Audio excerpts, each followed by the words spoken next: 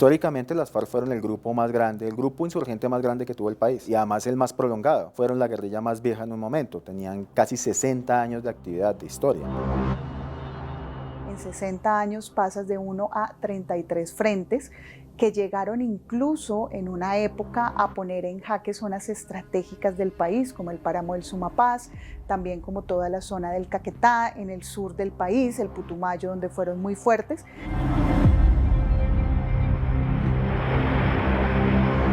Las FARC son un grupo insurgente revolucionario que se crea más o menos a mediados de la década de los 60. Era efectivamente una guerrilla de corte marxista-leninista, es decir, vamos, con una fuerte orientación ideológica comunista. En 1959 ocurre un fenómeno político en la región que es la victoria de la Revolución Cubana.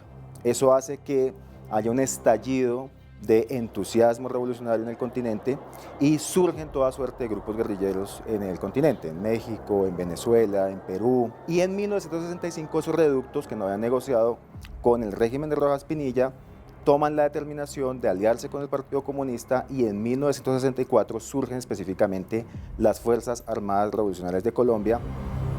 Las FARC en su origen fueron una guerrilla agraria, es decir, uno de sus puntos fundamentales y en su formación fue la reforma agraria y de una manera un poco más tangencial, aunque no dejaba de ser importante, también tuvieron un origen muy vinculado a el Frente Nacional y a lo que ellos llamaban como esa gran traición a las guerrillas liberales de los años 50.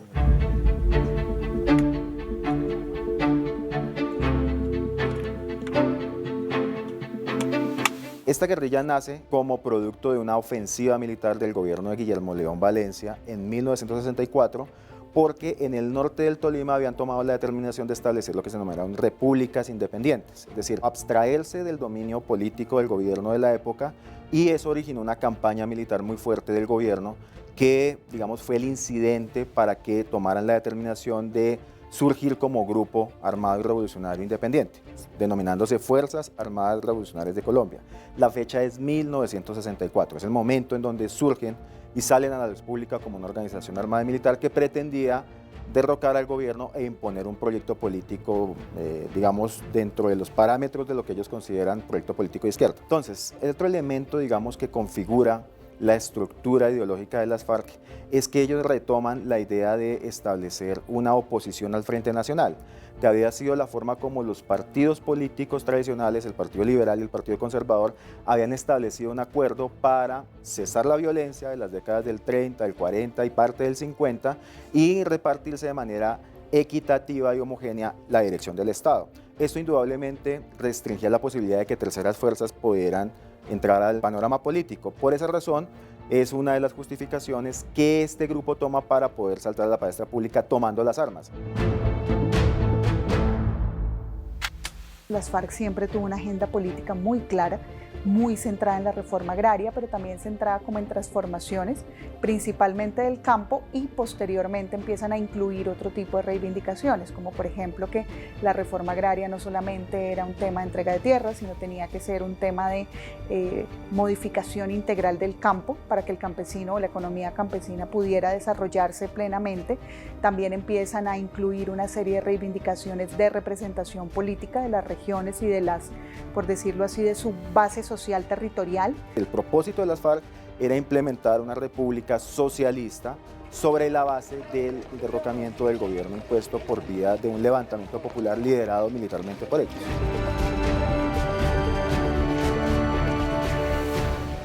Las organizaciones guerrilleras tenían también una base política y buscaban promover una base política.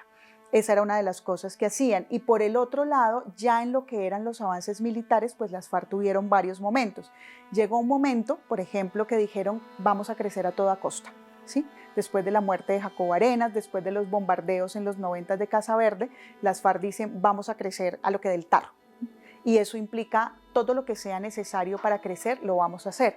Y ahí es donde las FARC empiezan a cruzar límites como de autocontención. Por ejemplo, no solamente secuestrar a personas de la élite, que ellos consideraban como retenciones con todo tipo de propósitos, sino a hacer pescas milagrosas, bloqueos de carreteras, secuestros masivos de ciudadanos, a intentar presionar por todos los medios posibles al Estado e ir avanzando. Entonces eran unas FARC mucho más agresivas, mucho más a la ofensiva, y en eso pues por supuesto hubo todo tipo de violaciones de derechos humanos.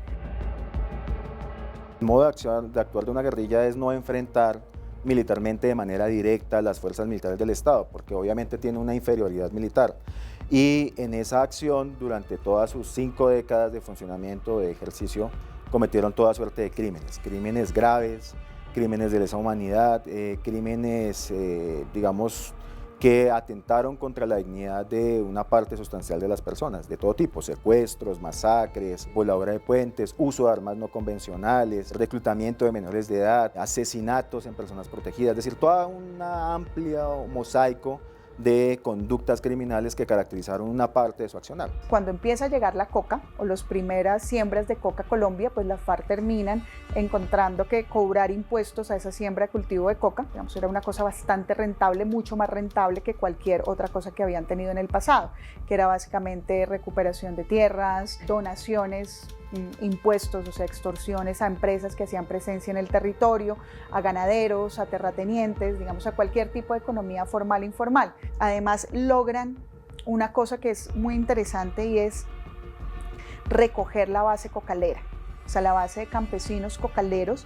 Las FARC terminan representando en gran parte la reivindicación pues, de ese campesinado que por primera vez empieza a vivir más o menos decentemente gracias al cultivo de coca.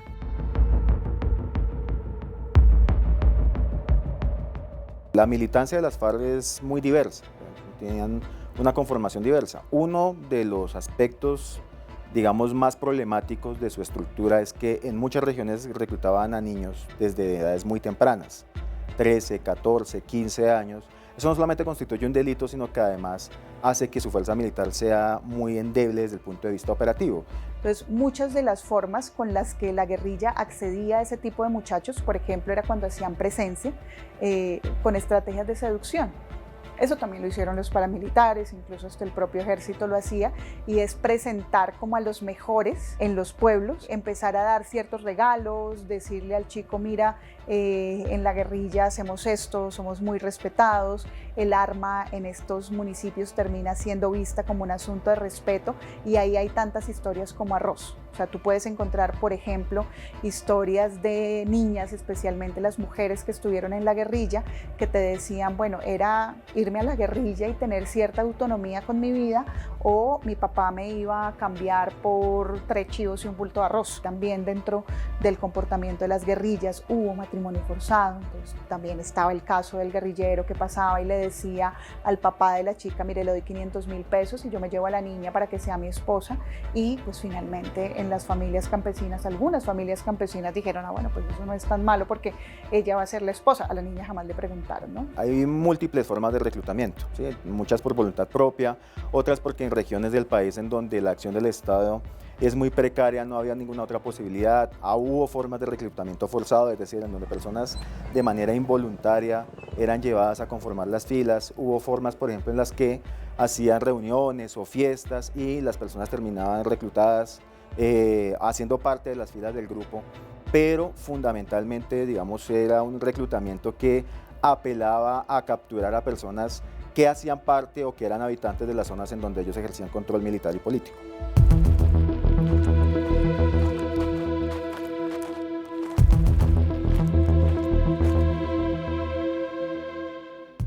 A finales, digamos, de la década de 2000, las FARC toman la determinación, cuando es elegido el gobierno de Juan Manuel Santos, que reemplazó a Álvaro Uribe Vélez, de establecer formalmente diálogos hasta que se monta una mesa de negociación en La Habana con mediación de Noruega, y en ese momento las FARC toman la determinación de dejar la lucha armada, de formar un acuerdo con el Estado y de desmovilizarse a partir de la entrega de armas. Ellos entregaron alrededor de unas 16.000 armas y más o menos una parte, el 80% de su fuerza armada, se desmovilizó y regresó a la vida civil. Y el acuerdo se firma formalmente en 2016. En diciembre de 2016 el acuerdo entra en vigor totalmente. Las FARC pasan a la vida civil, se establece la Jurisdicción Especial de Paz, se establece la Unidad de Búsqueda de Personas Desaparecidas y se establece la Comisión de la Verdad como las instituciones que surgen del Acuerdo de Paz y en las cuales se supone que se pone punto final a la confrontación entre el Estado, las fuerzas militares del Estado y este grupo guerrillero en particular. Pues el gobierno nacional estuvo muy comprometido con eso hasta el momento de la negociación. Incluso pues un acuerdo de 300 páginas, que es el que se termina firmando, pues termina resolviendo prácticamente todas las dudas que se sembraron en La Habana y se intenta promover como el equivalente a un gran acuerdo nacional. En eso el presidente Santos fracasa, o sea, tiene mucho éxito en lograr que las FARC vengan a la paz y a la civilidad, pero fracasa enormemente en lograr que ese acuerdo de paz se convierta en un acuerdo nacional que nos permita hacer, digamos, como un paso en positivo y avanzar en los propósitos que se necesitaban.